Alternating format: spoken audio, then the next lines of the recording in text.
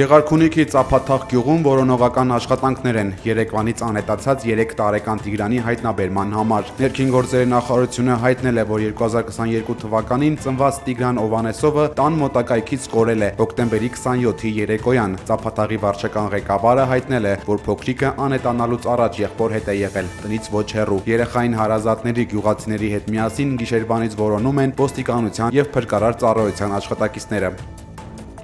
Վանաձորում հոկտեմբերի 27-ին դատական նիստի ընթացքում մեղադրյալին դանակահարածը սպանվածի մայրն է եղել։ Արմնուրիեմին հայտնի է դարձել, որ դատարանը քննում էր Ստեփանավանում անցած տարի տեղի ունեցած զարհուրելի սպանության գործը։ 21-ամյա տղային դաժանաբար սպանել էին 4 երիտասարդներ, ապա այրել սպանվածի հագուստները, մարմինը ծածկել հողով եւ քարերով։ Հոկտեմբերի 27-ի դատական նիստի ժամանակ սպանված տղայի մայրը դանակով հարվածել է մեղադրյալներից մեկին ու փախել դատարանից։ Վիրավորի կյանքին վտանգ չի սպառնում։ Այժմ հայտնի չէ, թե որտեղ է դանակահարած կինը։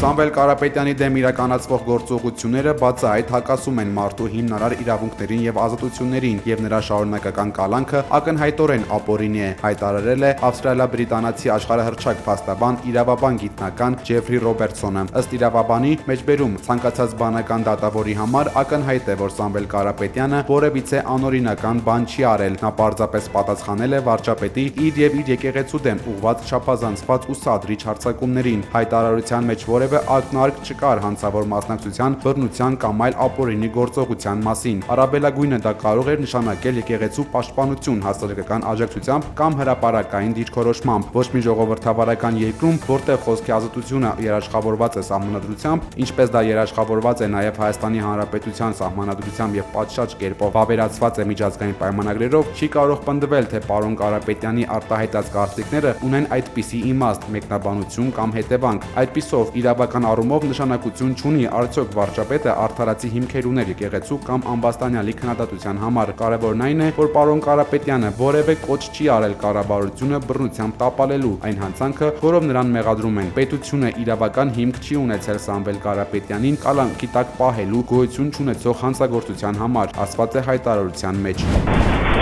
Թուրքիայի արևմուտքում Բալաքեսիրի նահանգում 6.1 մագնիտուդ ուժգնությամբ երկրաշարժ է եղել։ Փլուզվել է 4 շենք, վիրավորվել 22 մարդ։ Բալաքեսիրի Սինդիրգի շրջանում ուսումնական հաստատությունները փակվել են։ Երկրաշարժի ցնցումները զգացվել են նաև Իզմիրում, Ստամբուլում, Բուրսայում։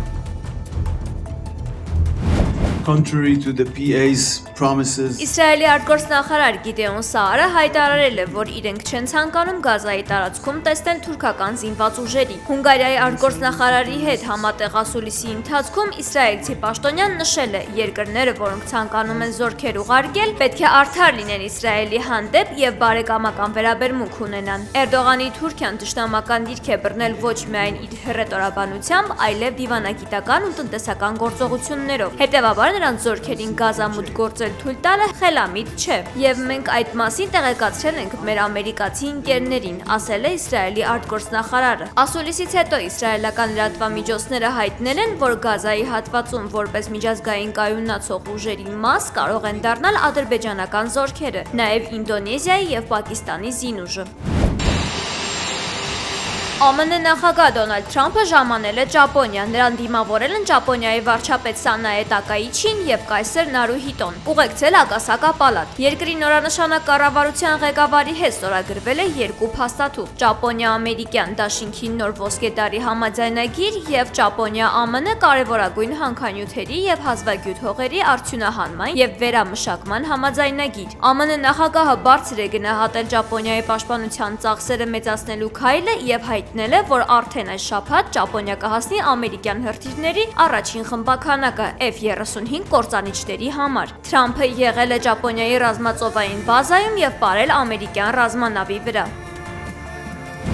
Ավստրալիայում ավելի քան 100 միլիոն կարմիր խեցգետին սկսել է ամենամյա տեղափոխությունը Սուրբ Ծննդյան կղզու անտառներից դեպի ծովափ։ Տեղաշարժի պատճառով ավստրալական մի շարք ճանապարհներ փակվել են։ Կադրերում երևում է, թե ինչպես են 10 տոնի խեցգետինները շարժվում դաշտերով, հասնելով կղզու ավազեպատ ափերին։ Ճանապարհներին տեղադրվել են հատուկ նշաններ, որոնք տրանսպորտային միջոցներին զգուշացնում են ճանապարհի փակ լինելու, արագությունը դանդաղեցնելու մասին։ Խեցգետինների միգրացիան ամեն տարի սկսվում է անձրևային սեզոնի առաջին ուժեղ տեղումների հետ միաժամանակ։ Տեղաշարժի ընթացքում խեցգետինների համար կառուցված հատուկ խեցգետնային կամուրջներն ու ստորգետնյա թունելները նրանց օգնում են անվտանգ անցնել մայրուղիները։